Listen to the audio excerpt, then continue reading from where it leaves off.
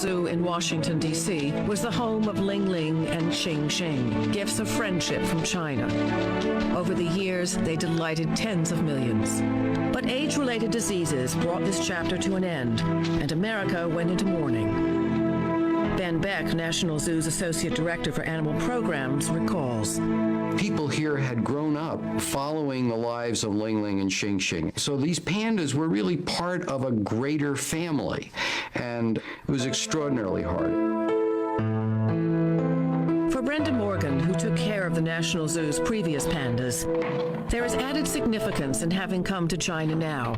For today is the one-year anniversary of the day an ailing Xing Xing had to be euthanized. Wow, that day you certainly do remember, and you miss him. It was wonderful that we were starting this new adventure, that we were coming here to see these two new animals that were young. So, even though I keep crying, it is a whole new beginning, and it is really exciting. And we're all looking forward to the adventure we're going to have with these animals.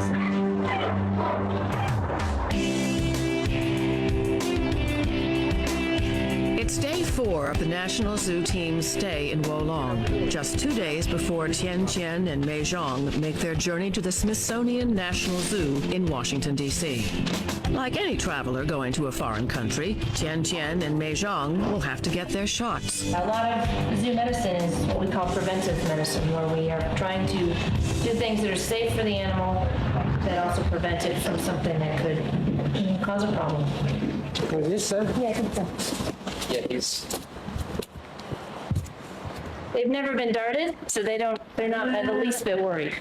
They have no idea. No idea. Sorry, not too close. Okay, got it. Bullseye. The vaccine is delivered.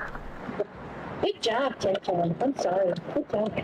Besides medicine, nutrition is another vital issue to work out.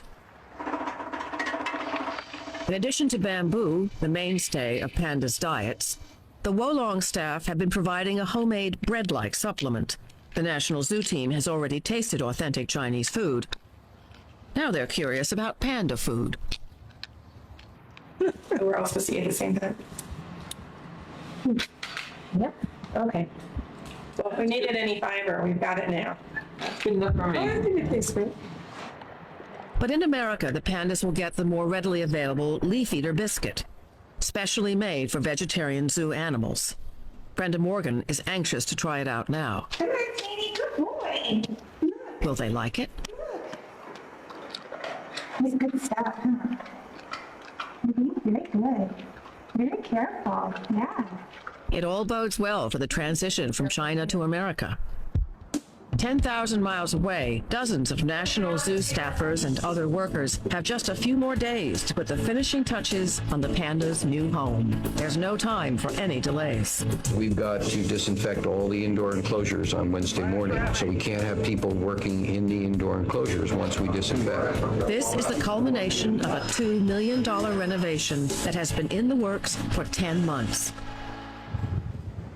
Back at the Wolong Breeding Center, Mei Zhang and Tian Tian continue to bond, raising hopes that someday they will breed successfully.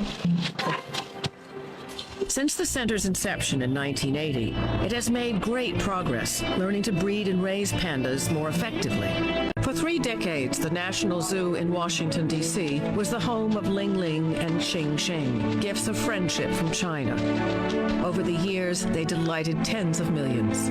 But age-related diseases brought this chapter to an end, and America went into mourning. Ben Beck, National Zoo's Associate Director for Animal Programs, recalls. People